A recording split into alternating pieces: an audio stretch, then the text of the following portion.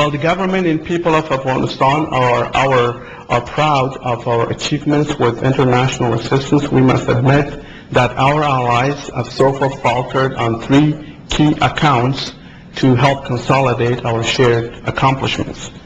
First, they have been reluctant to provide the necessary level of aid resources to meet Afghanistan's basic reconstruction needs. Second, they failed to coordinate their aid efforts with one another and with the Afghan state to ensure aid effectiveness. Finally, they have lacked an effective public diplomacy strategy to engage the Afghan people and deliver on their very basic expectations.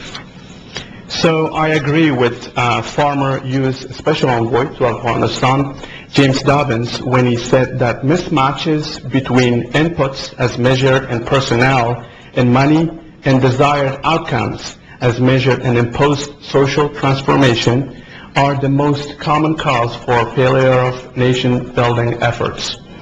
I believe this is the direction Afghanistan is heading towards at the moment because too few troops and resources were committed to our country from the beginning. At the same time, the invasion and occupation of Iraq shortchanged our rebuilding priorities and robbed our new state and institutions of much needed resources to establish our effective governance and security presence throughout Afghanistan. We also know that the international community has only paid lip service to strategic coordination, but never attempted to be coordinated. There is always talk about coordination of aid efforts and implementation of aid given to Afghanistan, but unfortunately on the ground no one does it. More than 70 countries, international organizations, and non-governmental organizations are present in Afghanistan, yet they have consistently worked outside the government of Afghanistan. For example, of all technical assistance to Afghanistan, which accounts for a quarter of all aid to the country, only 1/10 is coordinated among donors and with the government. Nor is there sufficient collaboration on project work, which inevitably leads to duplication or incoherence of activities by different donors. This has seriously undermined our government's ability to build our capacity for effective governance and implementation of the rule of law. Also, our international partners continue to neglect what I consider a long-term strategic asset in the fight against terrorism and extremism in our volatile region: the Afghan popular support for international civil and military presence in Afghanistan. As I just pointed out, our partners have yet to implement an effective public diplomacy strategy that is well connected with sound policy and policy delivery to meet basic popular demands. We have always promised, but we have not delivered. Local ownership of the peace-building process is a prime example.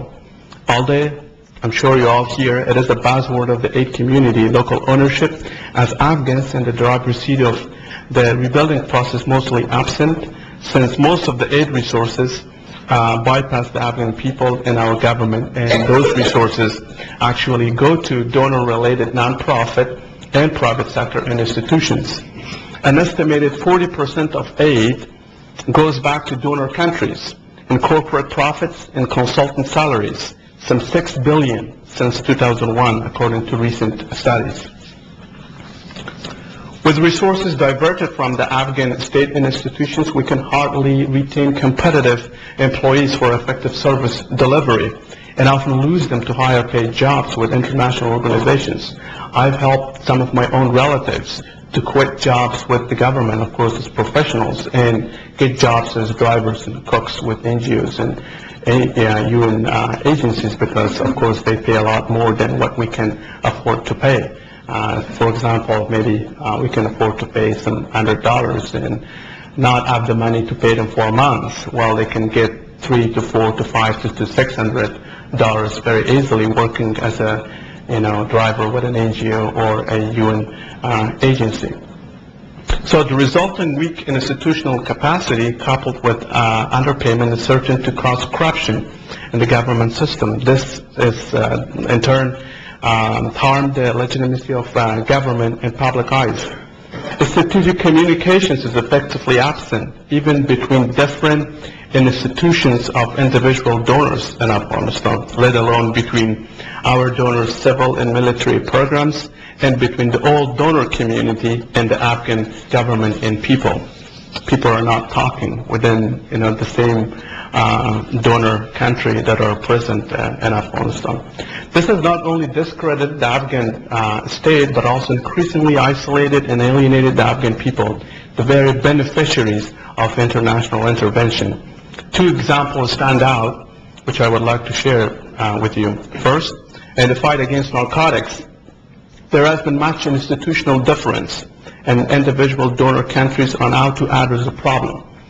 While civilian institutions have advocated for an eradication-led counter-narcotics strategy, the military is opposed every step of the way, given their presence in the south and east of Afghanistan, relatively insecure, increasingly insecure, where they try to avoid alienating the population whose support is key to defeating the Taliban. Nonetheless, some civilian institutions have pushed for eradication, spending hundreds of millions of dollars only to eradicate poppy fields of sharecroppers, who are often the poorest of poor farmers. And this all tug of bureaucratic war, the Afghan government and people have been left out, neither listened to nor assisted on what we have considered a priority to address the drug problem now and on the long run. For example, we have failed to provide poor Afghan farmers with alternative livelihood assistance each time we have promised to do so. In 2005, for example, poppy cultivation declined by 21% as a direct result of an effective public information campaign spearheaded by President Karzai, who persuaded poppy farmers to give up cultivation in return for alternative livelihood assistance. But we did not receive the necessary level of aid resources from the international community to meet the basic demands of the farmers. And so they went back to cultivation the following year. We are seeing the same trend this year as poppy cultivation has declined 19% over the past year. But it could be reversed, like 2005, if we do not deliver an effective combination of carrots and sticks incentives or disincentives to aid poor farmers and to enforce law against high-value drug traffickers. Second, it is very unfortunate to know that scores of civilians continue to be killed by the frequent coalition bombing of the Taliban targets in civilian areas.